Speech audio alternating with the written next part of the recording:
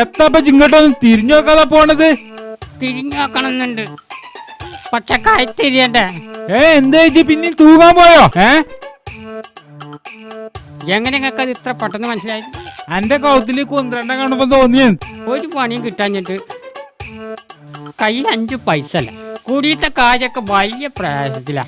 900 ഒരു സൗകര്യം തരണ്ടേ? അതിൽ മനം വരത്തിട്ട് ഞാൻ തൂങ്ങിയതാ, പക്ഷേങ്കിൽ കയറ് പൊട്ടി താഴെ വീണു. അതുകൊണ്ട് രക്ഷപ്പെട്ടൂല. രക്ഷപ്പെടേ തെറ്റ കുഞ്ഞാപ്പൊക്കെ നിങ്ങൾ പറയണത്? 5 പൈസ അല്ലാതെ വീണ്ടാമതും ഞാൻ എന്റെ പെണ്ണുങ്ങളെ വീർത്ത മോറ് കാണണ്ടേ? എന്നാ ഇവിടെ നിന്നോ, എന്റെ തീറ്റയും കൂടി നടക്കും ചോദിച്ചും ചെറിയൊരു കൂലിയും തരാം. എന്നാ വാ ഇവിടെ നിന്നോ, ഒരു ചായ കുടിച്ചോ.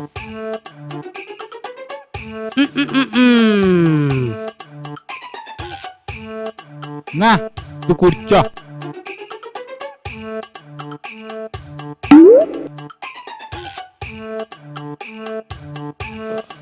ഇതൊക്കെ ഉണ്ടല്ലേ പഴയ എന്നെ തിന്നാൻ പൂജയുണ്ട്. എന്റെ ചങ്കക്കൂടി ഇത് ഇറങ്ങണ്ടേ, എന്നാലും ഒന്ന് തിന്നു. നിക്കട്ടെ നിക്കട്ടെ നിക്കട്ടെ, അത് വേണ്ട.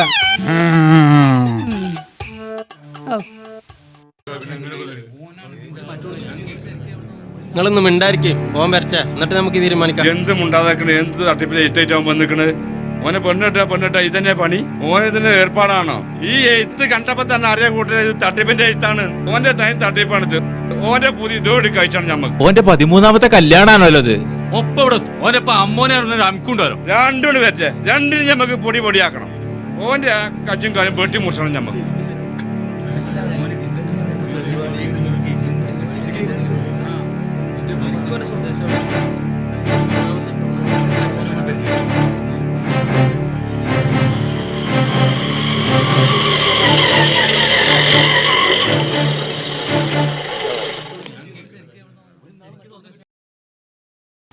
ആ കുറെ നേരമായോ കാത്തു നിൽക്കുന്നു. അസ്സലാമു അലൈക്കും.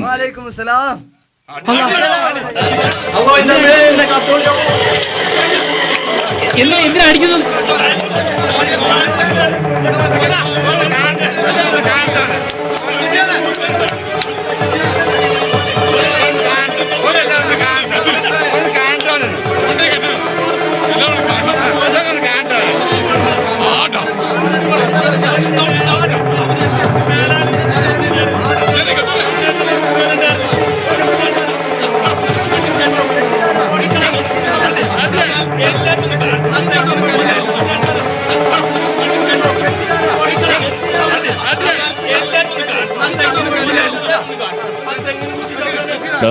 കാണിച്ചേരടാ നിന്നെയൊക്കെ കളി.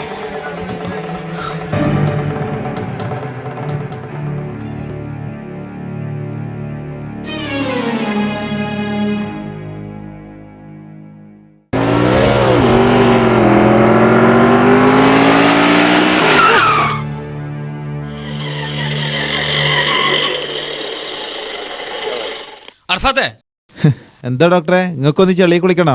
പണക്കാരന്റെ മോനാണെന്ന ഹുങ്ക് ഇവിടുത്തെ പാവപ്പെട്ട പെമ്പിള്ളേരെ നേർക്ക. ഓളമേത്ത് ഗ്ലാസിൽ ചളി തെറിച്ചപ്പോഴേക്ക് നിങ്ങൾക്ക് പൊള്ളിയോ?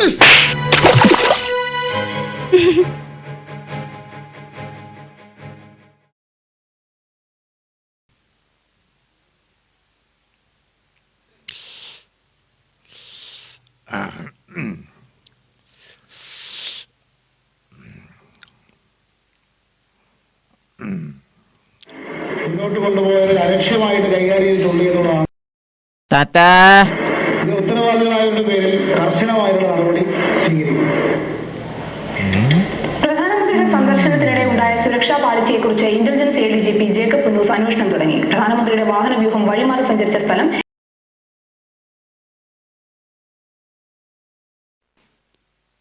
സുലൈക്ക ജഗത്ത് പോ. എന്റെ ഒരു ചക്കാത്ത കൊടുക്കല് ഇഞ്ച മുതലോണ്ടിച്ച് വലിയ ആളാകണ്ട. എടി എനക്കറിയോ, ഇവനൊക്കെ പടച്ചോൻ തന്നെ കൈവിട്ടതാ. പടച്ചോൻ വേണ്ടാന്ന് വെച്ചോണ്ടല്ലേ ഓനെ കണ്ണുട്ടനാക്കിയത്. അതെ, അങ്ങനെ പറയരുത്. നിങ്ങളൊക്കെ സഹായിച്ചാലേ എനിക്കും കുട്ടിക്കും അയിരം അങ്ങ് കഴിയുള്ളൂ. എടാ, ഇജ്ജൊക്കെ പടച്ചോൻ വെടിഞ്ഞ കൂട്ടത്തിലാ. പടച്ചോന് തോന്നാത്ത സ്നേഹം ഞാൻ എന്നോട് കാട്ടിയാല് പടച്ചോൻ എന്നോട് പൊറുക്കൂല.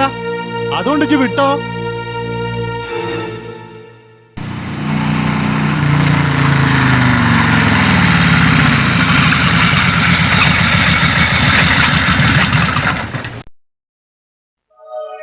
മോനെ അർഫാത്തെ, എന്താ എനിക്ക് പറ്റി? എന്താ എന്റെ മോത്തൊക്കെ ചളി? അത് പിന്നെ ആരാ എന്റെ കുട്ടിനെ തല്ലിയത്? ആ ഹോമിയോ ഡോക്ടർ റഹീം. എന്തിന് പറ. അയാൾ എന്നെ ചളിയിലേക്ക് അടിച്ചിട്ടു. എപ്പോ? ആ മൊല്ലാക്കാന്റെ മോളുണ്ടല്ലോ സെലീന, ഞാനതിലെ ബൈക്ക് ഓടിച്ചു വരുമ്പോ അറിയാതെ ലേശം ചളി തെറിച്ചു. അതിനാ എന്നെ തല്ലിയത്. ബാപ്പാന്റെ അടുത്ത് പൈസ ഉണ്ടെന്ന് അറിഞ്ഞിട്ട് എന്താ, ആൾക്കാർക്ക് ഒരു വിലയില്ല. മോനെ എന്താ അതൊക്കെ? മുള്ളിനെ മുള്ളുകൊണ്ട് എടുക്കാൻ എനിക്കറിയാം, കാണിക്കാൻ ഞാൻ. മൊല്ലാക്ക, നിങ്ങളിത് കണ്ടോ? എന്താ കാണാറാ? ഞാൻ വായിച്ച ജന കാട്ടിക്കാതെ ഈ എരുംപുള്ളിയുള്ള വർത്താനാണെങ്കിൽ ഇപ്പം നാടാകെ പറഞ്ഞിടക്കും. വല്ല സ്ഫോടനവുമാണോ? സ്ഫോടനവും ബോംബൊന്നും അല്ലത്. വിവാഹ വീരൻ പിടിയിലായി. അത് ഇജ്ജ് വായിച്ചാ ശരിയാവില്ല. വായിച്ചാ വിവരല്ലോ ഇവിടെ വേറെ ഉണ്ട്. മാഷ് ഇതൊന്നാണ് വായിച്ചാണി. കുറ്റിപ്പുറം വിവാഹവീരനെ നാട്ടുകാർ പിടികൂടി പോലീസിൽ ഏൽപ്പിച്ചു. ആലപ്പുഴ സ്വദേശി ഉമ്മർകുട്ടി എന്ന ഉമ്മറാണ് പിടിയിലായത്. വിവിധ സ്ഥലങ്ങളിൽ നിന്നായി 12 വിവാഹങ്ങൾ കഴിച്ചിട്ടുണ്ട്. ഓരോ സ്ഥലങ്ങളിലും ഓരോ പേരിലാണ് അറിയപ്പെട്ടിരുന്നത്. കുറ്റിപ്പുറത്തിനടുത്തെ അരീപ്പുഴയിൽ വെച്ച് 13ാമത്തെ നിക്കാഹിന് വരുമ്പോൾ അന്വേഷണത്തിൽ സംശയം തോന്നിയ നാട്ടുകാരാണ് കൈകാര്യം ചെയ്തതിനു ശേഷം പോലീസിൽ ഏൽപ്പിച്ചത്. നിലമ്പൂരിനടുത്ത പൊന്നാങ്കര സ്വദേശിയായ സാബിറയാണ് ആദ്യ ഭാര്യയെന്നും അതിലൊരു കുട്ടിയുണ്ടെന്നും ഉമ്മറുട്ടി പോലീസിനോട് സമ്മതിച്ചു. കഴിഞ്ഞ 12 വർഷത്തോളമായി മലപ്പുറം ജില്ലയിലെ പല സ്ഥലങ്ങളിലായി താമസിച്ചു കൊണ്ടിരുന്ന ഇയാളെ കോടതി 15 ദിവസത്തേക്ക് റിമാൻഡ് ചെയ്തു. പടച്ചോനെ, ഇത് നമ്മളെ മനാപ്പാണല്ലോ. അതന്നെ ഓനെ കുറച്ചു കാലമായിട്ട് ഇതിലൊന്നും കാണാത്ത. അടിക്കടി പ്രശ്നങ്ങളാണല്ലോ മൊല്ലാക്ക. അങ്ങക്ക് പടച്ചോങ്ങളെ കൈവിട്ടോ? ഇതൊക്കെ പടച്ചോന്റെ ഒരു പരീക്ഷണാണ്. മൊത്തം കിട്ടേണ്ട പരീക്ഷനാണ് പടച്ചോൻ മൊല്ലാക്ക് മാത്രമായിട്ട് കൊടുത്തുകണതേ. നാട്ടുകാരെ മുഴുവൻ ഉപദേശിക്കാൻ നടക്കണ മൊല്ലാക്കാന്റെ ഒരു ഗതിയേടേ. ഒരു മകനാണെങ്കിൽ തല്ലിപ്പൊളിയായിട്ട് പോയി, ഇപ്പം മരോനാണെങ്കിൽ ഇങ്ങനെ. എന്താ നിങ്ങൾ ഈ പറയണേ? ഒരാളിങ്ങനെ വിഷമിച്ചിരുന്ന സമയത്ത് വെറുതെ കലവിലോ വിടുക നിങ്ങള്? ആ, അവര് പറയുന്നൊക്കെ പറയട്ടെ. അങ്ങനെയെങ്കിലും ഒരു മനസ്സമാധാനം കിട്ടുകയാണെങ്കിൽ കിട്ടിക്കോട്ടെ. പേപ്പറിൽ ഈ വാർത്ത വരുന്നതിന് മുമ്പ് തന്നെ ഞാൻ ഈ കാര്യം അറിഞ്ഞിരുന്നു. ഇതറിയുമ്പോൾ നിങ്ങൾ പലർക്കും കുറച്ച് ദിവസം സന്തോഷിക്കാനുള്ള വക ഉണ്ടാവുമെന്ന് എനിക്കറിയാം. അതുകൊണ്ട് തന്നെ എനിക്കിതിലൊരു വിഷമമില്ല. നിങ്ങൾക്ക് കുറച്ചുകൂടി വകയുള്ള വേറൊരു വാർത്ത ഈ പത്രത്തിൽ തന്നെ ഉണ്ട്. ദുബായിൽ വെച്ച് നിര്യാതനായി. ദുബായിലെ പ്രമുഖ വ്യവസായിയും വടകര സ്വദേശിയുമായ CK അബ്ദുള്ള ഹാജി ഹൃദയസ്തംഭനം മൂലം നിര്യാതനായി. കഴിഞ്ഞ മാസം വ്യവസായ ആവശ്യാർത്ഥം ദുബായിലേക്ക് പോയ ഇദ്ദേഹം നാളെ നാട്ടിലേക്കു മടങ്ങാനിരിക്കുകയായിരുന്നു. 45 വർഷത്തോളമായി പ്രവാസ ജീവിതം ആരംഭിച്ചിട്ട് മകൻ അൻവർ ദുബായിൽ ബിസിനസ് ചെയ്യുന്നു. എൻ്റെ മരവും മനാഫ് അല്ല, ഉമ്മറുട്ടി. ഓൻ പോലീസിൻ്റെ പിടിയിലായാലും എൻ്റെ മകളെ കുട്ടി വഴിയാതാരായാലും സന്തോഷം കണ്ടെത്തുന്ന നിങ്ങളെ മുമ്പിൽ എനിക്കിതൊന്നൊരു പ്രശ്നമല്ല. എൻ്റെ പഴയ ഒരു ചെങ്ങായിൻ്റെ മരണവാർത്തയാണ് ഇപ്പം നിങ്ങൾ വായിച്ചത്. ദർസിൽ ഓതുമ്പോഴുള്ള ബന്ധമാണ് ഞങ്ങൾ തമ്മിൽ. ഓം പിന്നെ അതെല്ലാം നിർത്തി വിസയും പാസ്പോർട്ടൊക്കെ സംഘടിപ്പിച്ച് വളരെ കഷ്ടപ്പെട്ട് ലോഞ്ചിന് പോയി. ഞാൻ ഈ നിലയിലുമായി. വർഷങ്ങൾക്ക് ശേഷം എന്നെ കാണാൻ വന്ന് എന്നെ പലതും പറഞ്ഞ് സമാധാനിപ്പിച്ച് സഹായിക്കുകയും ചെയ്തു. അതിനുശേഷം പോയതാ. ഓനെ പറിച്ചോ നേരത്തെ വിളിച്ചു. വല്ലാത്തൊരു കഷ്ടം തന്നെ. അയാളെ കൊണ്ട് നിങ്ങൾക്ക് കിട്ടുന്ന ഉപകാരം ഇല്ലാതെയായി. ഇല്ലാതായതല്ല, ഇല്ലാതാക്കിയതാ. ആര്? പടച്ചോനെ. ഉസ്മാനെ, പടച്ചോനെ പറഞ്ഞ എനിക്ക് ലേശം ഏറുണ്ട് കേട്ടോ. അന്റെ ചാങ്കും കൊള്ളും ഞാൻ. ഉസ്മാൻ പറയല് കാര്യണ്ട് കേട്ടോ. പടച്ചോൻ ഭാഗത്ത് കൂടെ ഇത്രയും ക്ലിയർ ആയിട്ട് അടക്കണ ഒരു മനുഷ്യജീവിനെ ഈ പൊന്നാങ്കരയും മാസിട്ട് തരണ കാണൂല. എന്നാലോ എടങ്ങേറും മുസീബത്തൊക്കെ കൂടി ഹോൾസെയിലായിട്ട് മൊല്ലാക്കാക്ക് എന്നാ കിട്ടിക്കൊണ്ടിരിക്കണം. ഇത് തന്നെയാണ് ഞാൻ പറഞ്ഞ പോയിന്റ്. ഇപ്പൊ നിങ്ങൾ ആ പോയിന്റ് തന്നെ എത്തിയിരിക്കുന്നു. ഇത് ഈ വിഷയത്തിൽ മുണ്ടരുത് ഉസ്മാനെ. കോയിനിറക്കണ കത്തേന്റെ അറിയില്ല അന്റെ ചാങ്കിയാർക്കും. നിർത്തുക. എന്തത്? ഇന്റെ കാര്യത്തിൽ നിങ്ങൾ കഴുത്തും കത്തി നിൽക്കണ്ട. ഇന്റെ കാര്യത്തില് ഇന്നെക്കാലം ബജാർ ആർക്കാണ്ടാവുക. ഇതൊക്കെ പടച്ചോടെ ചെറിയൊരു പരീക്ഷണമായിട്ടാണ് ഞാൻ കാണുന്നത്. മറ്റു പലരും ഒരു വഴിക്കും പരീക്ഷണങ്ങളൊന്നും വരരുതെന്ന് പ്രാർത്ഥിക്കുമ്പോൾ ഈ കുഞ്ഞു മൊയ്തീനുണ്ടല്ലോ, ഉണ്ടായ പരീക്ഷണങ്ങളൊക്കെ നേടാനുള്ള കരുത്ത് കാട്ട് റബ്ബേ എന്നാണ് പ്രാർത്ഥിക്കാറുള്ളത്. അല്ലെങ്കിൽ ഇതൊക്കെ ഒരു പരീക്ഷണമാണ്. അള്ളാന്റെ റസൂലും മുത്തുനബി എന്തെല്ലാം അനുഭവിച്ചു.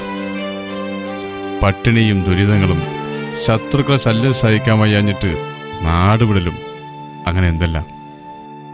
വയസ്സുകാലത്ത് ആറ്റുനോറ്റുണ്ടായ മുത്തുനബി ഇസ്മായിലിനെ ഒരു സ്വപ്നത്തിലൂടെ ബലിയിറക്കാൻ പടച്ചോൻ പറഞ്ഞത്.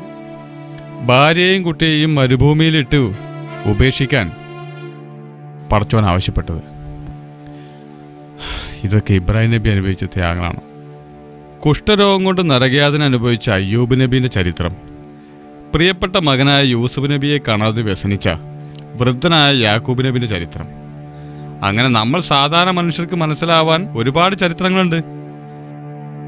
അള്ള ഇവരെയൊക്കെ പരീക്ഷിക്കുന്നത് ഇവരെ ഒന്നും ഇഷ്ടമില്ലാഞ്ഞിട്ടല്ല. അള്ളാന്റെ പരീക്ഷണം ക്ഷമയോടെ ഇവർ സ്വീകരിക്കുന്നുണ്ടോ എന്ന് അറിയാൻ വേണ്ടിയിട്ടാണ്. പിന്നെയാണോ ഞാഞ്ഞൂരുകളായ നമ്മൾ. എന്നാലും നിങ്ങളെ മകൻ ഒരു നല്ല നിലയിലായിരുന്നെങ്കിൽ നിങ്ങൾ ഇത്ര വിഷമിക്കില്ലായിരുന്നു. അതിന് നമ്മളെ നാട്ടുകാരെ ഉപദേശിക്കാനും ഖുർആൻ ചരിത്രം പഠിപ്പിച്ചാനല്ല മൂപ്പർക്ക് നേരമുള്ളൂ. മൂപ്പരെ മകനാദ്യം നന്നാക്കട്ടെ, എന്നിട്ടല്ല നമ്മളെ. അത് ഇജ്ജ് പറഞ്ഞത് ശരിയാ. നിങ്ങൾ എന്നെ എത്ര വേണേലും പരീക്ഷിച്ചോളി, എന്നാലും ഞാൻ പറയേണ്ടത് നല്ലതിനാച്ചാൽ ഞാൻ പറയും. അതിലെൻ്റെ മകനെന്നോ അന്യ ആളെന്നോ ഒരു വേർതിരിവില്ല. എന്നിട്ടും മകൻ നന്നായിട്ടില്ലെങ്കിൽ അത് ഓൻ്റെ കുഴപ്പാ, അത് ബാപ്പയായ എൻ്റെ കുഴപ്പമല്ല. വലിയ വെള്ളപ്പൊക്കത്തിൽ മുങ്ങിച്ചാവാൻ പോണ നേരത്ത് നൂഹ് നബിന്റെ മകൻ നൂഹ് നബിന്റെ കപ്പലിൽ കയറാൻ കൂട്ടാക്കിയില്ല, അത് ഓൻ്റെ നഷ്ടം. അവിടെ നൂഹ് നബി ഒരു ബാപ്പാന്റെ കടമ ചെയ്തു.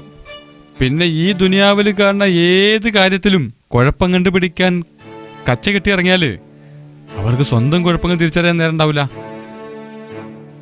അതാണ് ഇങ്ങക്കൊക്കെ പറ്റിയ രോഗം. പണ്ടൊക്കെ ഗീബത്തും നമീബത്തും സ്ത്രീകളുടെ മാത്രം ഏർപ്പാടായിരുന്നു. ഇപ്പൊ അത് നമ്മൾ ആണുങ്ങൾ തുടങ്ങിയിരിക്കണം. അത് സ്ത്രീകൾ നന്നായോണ്ടല്ല, ഓർക്കത് നേരില്ലാത്തോണ്ടാ. അവർക്ക് TV സീരിയലൊക്കെ കാണണ്ടേ. അപ്പം അതെല്ലാം അവനവന്റെ ഇഷ്ടം. മനുഷ്യന്റെ ജീവിതം, ഇഹലോകം, പരലോകം, ഇതൊക്കെ ഒന്ന് ഓർക്കുക.